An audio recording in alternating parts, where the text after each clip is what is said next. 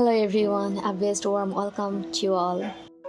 As you know, আমার একটা পা ভেঙে গিয়েছিল সিঁড়ি থেকে পড়ে and doctor suggested to me for bed rest more than 14 days. So, এইটা মেয়েদের জন্য একটা hard situation if you are a job holder, right? By the way, সকালের simple নাস্তাটা সেরে ফেললাম. Nowadays, I'm dieting, so I always try to give simple breakfast. And লাঞ্চে কী খাবো ভাবতে ভাবতে মনে পড়লো আব্বার চাষ করা দেশীয় আলুর ভর্তা দিয়ে পান্তা ভাত। I really like panta bhat, but when I was in child I really hated it. আর বাড়িতে ভাঙানো সরিষার তেল থাকলে তো কথাই নেই, it's taste really mouth watering. এই তো খুব মজা করে আলু ভর্তার সাথে আবার একটু গরুর মাংস নিয়েছি, সেই সাথে একটা শুকনো মরিচ এবং পেঁয়াজ দিয়ে খেয়ে ফেললাম খুব মজা করে। Then I want to my balcony. আসলে গাছগুলোর অনেক দিন থেকে কোনো কেয়ার নেওয়া হয় নাই, তবু দেখুন না কি সুন্দর গ্লো ছড়াচ্ছে। মিষ্টি লাউয়ের গাছগুলো মার্শাল্লাহ একদম টকবক করছে, আর অ্যালোভেরার গাছগুলো সব গাছগুলো মোটামুটি ভালো আছে, কয়েকদিন থেকে একদম দেখতে পারি নাই, মার্শাল্লাহ সবই সুন্দর আছে। যেহেতু রেগুলার বৃষ্টি হচ্ছে তাই কোনো পরিচর্যা না করলেও চলছে।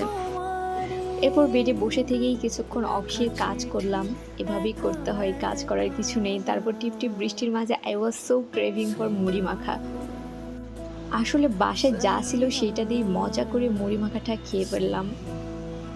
ছোটো বড়ো সবাই মুড়ি মাখা খুব পছন্দ করে, তবে মুড়ি মাখা খেতে গেলে আমার এক ভার্সিটি ফ্রেন্ডের কথা মনে পড়ে। ও মুড়ি মাখা খুব পছন্দ করে, আর ওর বাসায় যখন মাংস রান্না করে মাংসের একটু যে তেল থাকে নিচে পাতিলে সেটা দিয়েও সে মুড়ি মাখা খায়। এজন্য যখনই আমরা বাসায় মুড়ি মাখা খাই বা যেখানেই মুড়ি মাখা খাই আমার ওই ফ্রেন্ডের কথা মনে পড়ে। যখন ভার্সিটিতে থাকতাম নিচে নামলে ও মুড়ি মাখা খাইতো, আমি হয়তো বা ফুচকা বা অন্য কোনো কিছু খাইতাম। ওর মুড়ি মাখাটা খুবই পছন্দের ছিল। রুচিতে খানা, আপনার রুচিতে যেটাই যাবে আপনি সেটাই খেতে পারেন, কারো কথা শোনার কোনো দরকার নেই। এই তো এরপর সন্ধ্যার দিকে একটা পার্সেল রেডি করলাম। আসলে এখন অর্ডার তেমন নিচ্ছি না, কিন্তু এই পার্সেল যিনি নেবেন আমার রেগুলার কাস্টমার, সো ওনাকে কোনোভাবে না করতে পারি নাই। এখন কষ্ট হলে ওনার জন্য একটা পার্সেল রেডি করলাম।